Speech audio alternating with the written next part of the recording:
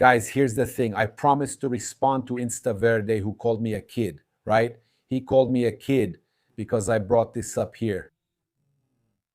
The dossier they made about the 17 points, where I said it wasn't even 17, it was less, right? Because there was a mistake in the math there.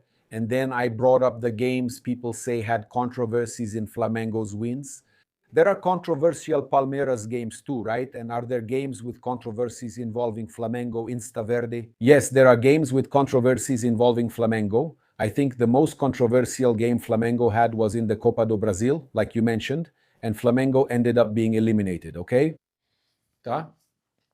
Like last year, there were a lot of mistakes in favor of Palmeiras, Abel, Coach Abel, right? And so on. And Palmeiras lost to Flamengo even with all the mistakes in Palmeiras' favor. Palmeiras only had their first penalty awarded in their favor now in the game against Chapecoense. Yeah, and I'm taking care of a baby. I don't have time to watch full videos. I saw the part just now that you mentioned that you wouldn't have the courage to bring to Palmeiras fans what I brought to Flamengo fans.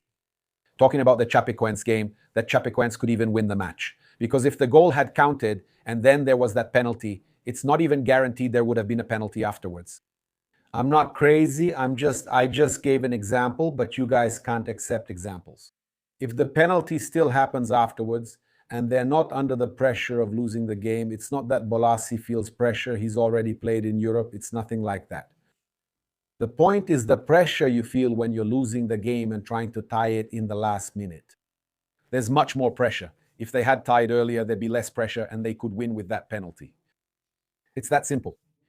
Agora, now, if you tell me there was a mistake, yes, I said it. About the Vitória game, I said they could have sent off at least 2 Flamengo players. Saul, and who was the other one? Was it Carrascal who hit with his hand or elbowed? He could have been sent off. Flamengo was eliminated. You wanted me to say it, right? I saw that part. What happened to Flamengo? They were eliminated just like Palmeiras last year, and like Flamengo eliminated Palmeiras in the Copa do Brasil 2 years ago. It's normal. It's normal, right? And Flamengo, was there a mistake in their favor? Yes, there was. There was a mistake in their favor. But in this Brasileirão, I've been seeing that the Palmeiras media are making a dossier too, saying that Flamengo also had mistakes in their favor. Yeah, I didn't check it out, but I saw that you talked about Wilton Pereira Sampaio, who I complain about a lot. I think he makes a lot of mistakes against Flamengo. Wilton often makes mistakes against Flamengo. If you guys think he's good, I don't think he's good. Now, it's impressive what Vivera Lacerda did, what this referee Felipe did now too. It's surreal. Now, are there mistakes with all the teams? There are mistakes with all the teams. But it's impressive how many mistakes there are in Palmeiras games. That's what I'm talking about. And it's not to create anything, especially because I really, really hope that everything gets resolved on the field. Because on the field, Flamengo has skills. Palmeiras might even have more skills now, huh? Because I don't have a problem. You said I don't have the guts, right? I saw your Insta video saying I wouldn't say what you said last year about Flamengo and bashing Palmeiras. I talk about it all the time. If Palmeiras were playing better, I would say it. I was the first to say it when they signed Arias. I saw you saying, no way we're losing to you guys. No way we're losing to you guys this year. And I can't know if Flamengo loses. I win. It's soccer. Even if Flamengo is playing better, I'm not that sure if it's decided on the field. If it's just about the game, it could be either one, since they're the two that compete most, and that's why this rivalry exists. And you guaranteed it. There's no way Palmeiras loses the Brazilian title to Flamengo this year. But why are you so sure? Do you believe in Palmeiras' game? A few rounds ago, up until the Flamengo match, Palmeiras wasn't playing well until Flamengo had a player sent off because of his own mistake, right?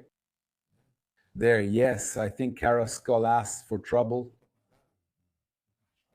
He shouldn't have, right? Because there were Palmeiras games where the same play didn't result in a red card. Right? There's no consistency. Now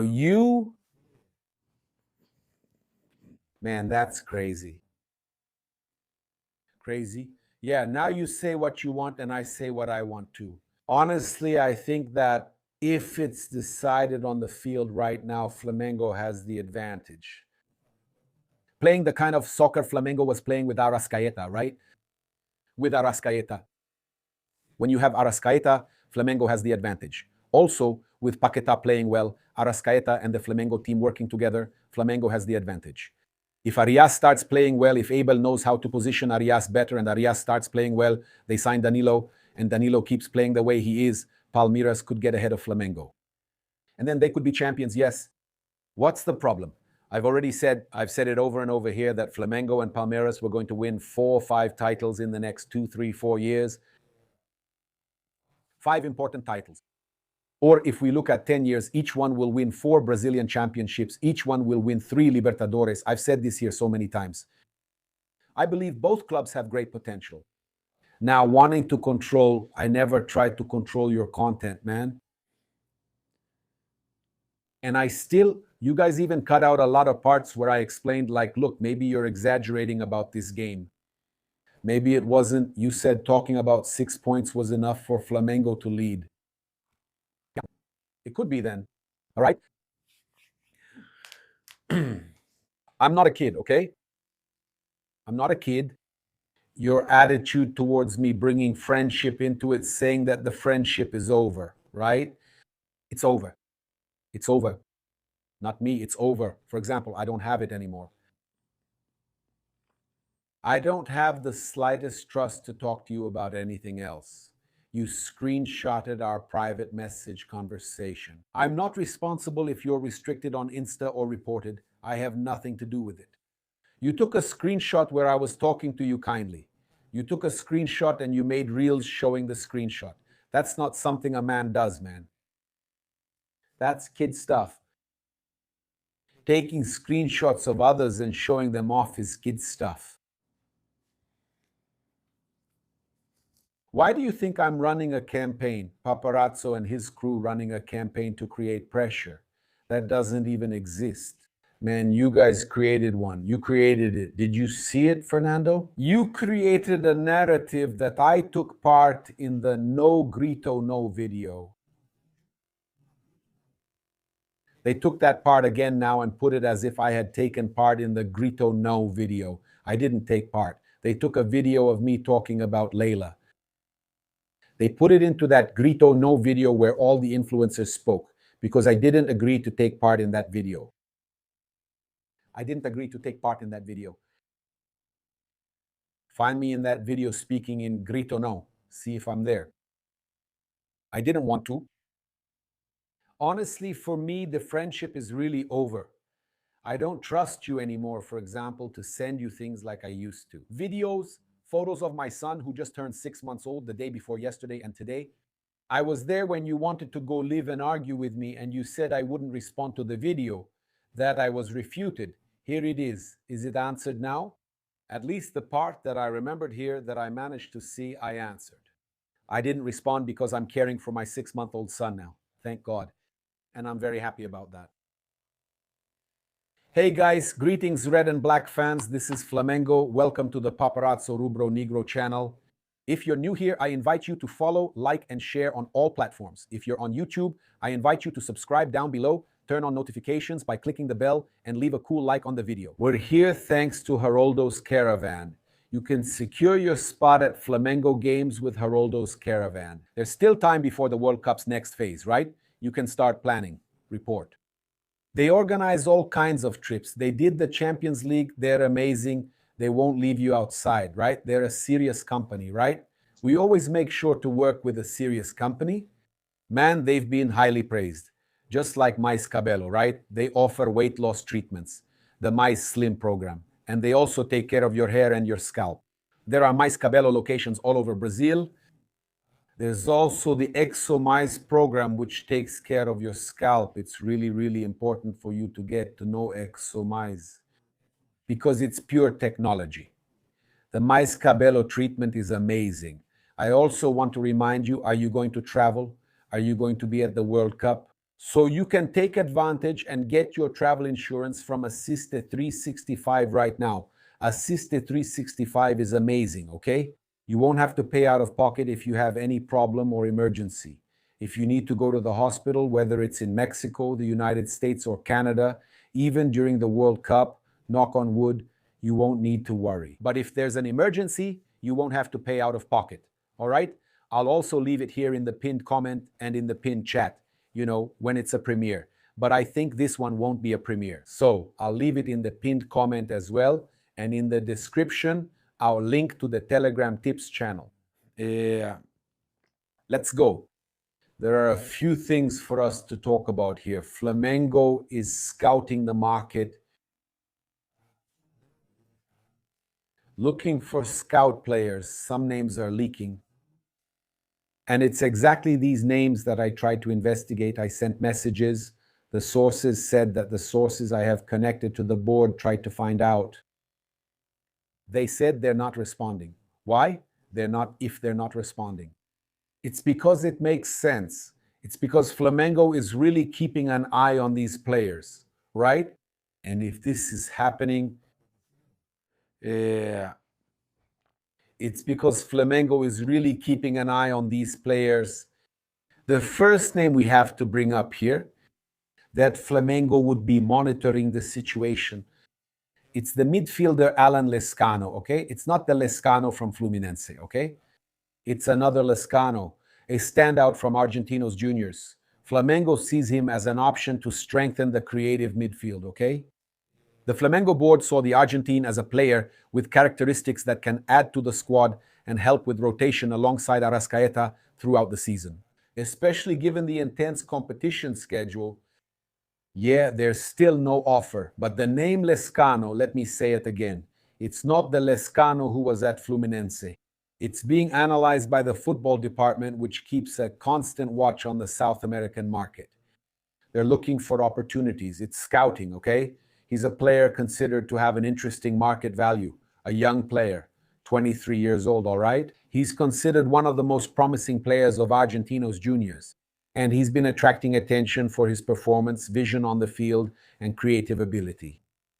The monitoring continues, and any potential move will depend on the progress of internal discussions and market conditions. So that's a name that comes up. They don't deny it, okay? Usually when we mention something and they deny it, we let you know here. So it's Alan Lescano from Argentinos Juniors. Flamengo is evaluating him for a possible signing, right? He's a player who plays as a number 10, right? It's a possibility in the market, okay? Take a look. A player who plays as a number 10, right? And it's a possibility that Flamengo might sign him. He's young, 23 years old, playing in Argentine football. I told you that Flamengo is keeping an eye on Argentine football. How long have I been bringing this up to you? Flamengo is watching Argentine football. I told you even a striker too, right? Flamengo is also looking there with their scouts, right? These are situations that Flamengo is trying to resolve with their scouts. Now, the other possible signing that Flamengo is targeting, Coluna do Fla reported it. This news also comes from Argentina, from journalist Luciano Garcia. Yes, Flamengo has entered the race for David Romero from Tigre. Right, according to the Argentine journalist Luciano Garcia, the forward as well. Look at the age Flamengo is looking for. A 23-year-old forward. He's also being targeted by Palmeiras, Cruzeiro, and Cagliari. Yeah, Cagliari, right? Yeah. What is it again? Cagliari, right? Toluca and San Jose Earthquakes, okay? So this player is being targeted by several clubs. And Flamengo would be one of the teams monitoring this Argentine player, okay, David Romero, who is a standout player for Tigre in Argentina. So these are young players that Flamengo might be signing. They're scouting, looking to strengthen the squad for the second half of the season, right? So it's important for us to bring up this situation that Flamengo really manages to sign them, because we know that the rivals are signing players. Today I saw people talking a lot about Palmeiras. Are you worried about Palmeiras for the second half? About the Brazilian championship? My concern today is Cruzeiro. My concern today 100% is with Cruzeiro. Flamengo is doing well to face Cruzeiro in the Libertadores round of 16, going for the 5th title. That's the main concern. Flamengo will play the decisive match at Maracanã after having the best campaign and defending their Libertadores title. Okay? And my concern today is Cruzeiro. Cruzeiro is active in the market and people are saying they'll sign around 4 players. Yeah. Keeping an eye on these round of 16 matches. So against Flamengo in August, they're out there looking for reinforcements who have also been standing out on the American social scene, according to Itatiaia Radio. The team from Minas Gerais is negotiating the signing of left-back Gabriel Rojas. And they're also monitoring the situation of midfielder Santiago Sousa, right? Both from Racing. So they're looking to get 2 players who faced Flamengo in the Libertadores last year, 2 players who understand it well, right? They were even standouts in the matches against Flamengo in the 2025 Libertadores semifinal when they had praised performances against Flamengo. So, 2 players who know very well how to play in the South American Libertadores and who have a grudge there. I won't say a grudge, but who have a feeling of revenge there, a desire for revenge against Flamengo. Right? Cruzeiro wanting to take advantage of exactly that. Players there with knowledge, with experience, with quality in South American football, and who still have that because they went after players from the team that Flamengo eliminated in the semifinals of the Copa Libertadores. So Cruzeiro is looking to strengthen its squad, right? With 2 players who, if they sign them, it raises the level significantly. Flamengo must prepare. Is there time to build chemistry? That's another question. That's a whole different story. Look, I'm going to show you the statement from my friend Rock Hudson about what's happening with Gustavo Machado. Let's take a look. Check this out. Let's go. There's a movement coming up among Palmeiras fans. I wouldn't even call them fans. Some influencers who don't influence anything. Just to try to undermine the work of a really qualified guy like Gustavo Machado. If you don't know him, he's the hairy camel who does dubbing. In fact, it's some of the best content on the internet today. They're creating a narrative that this guy is making things up. Or, I don't know, making dubbed videos just to harm Palmeiras. And this is to make him afraid to make content about Flamengo. Content that could harm Palmeiras. That's what they want. It's a method. They discussed my method, right? It's a method. They're starting a movement to remove the guy's social media accounts, making insinuations that this guy now makes videos to favor Flamengo. And the message that goes straight to these guys who are saying this is, you don't have the ability to produce content that's even close to the quality of what Gustavo Machado does. So, if you don't have the ability to produce something with quality, don't try to denigrate or diminish work as good as Gustavo's. And another thing, that's not how a decent person acts. You're targeting Gustavo, a hardworking man, and even threatening to take him down by organizing groups to report his social media. So the message is, stop it. You're ruining such a great sport like soccer with this kind of narrative. Gustavo's work is spectacular. Maybe today he's one of the best, right? Who produce content on the internet. I'm here speaking not just for Gustavo, the content creator, but because he's a hardworking guy. If you have to attack or hate someone, attack those who don't produce anything, who only bring bad things to our society. So I'm here to say, Gustavo, I don't know you. But I'm with you, and I won't allow people who don't produce anything to come here and attack your content, which is really great, brother. It's really good. We're with him. We're with Gustavo Machado. It's a shame what they're doing. It's a shame. Look, just bringing the information here that Ancelotti should start Lucas Paquetá in the friendly against Egypt. We'll be there, right? This is the probable lineup for the Brazilian national team. Alisson, Wesley, Marquinhos, Gabriel Magalhães, and Douglas Santos, Casemiro, Bruno Guimarães, and Paquetá.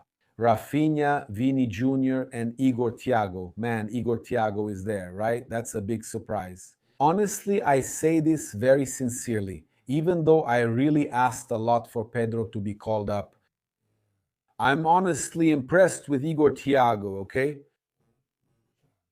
Igor Thiago is really a very strong player.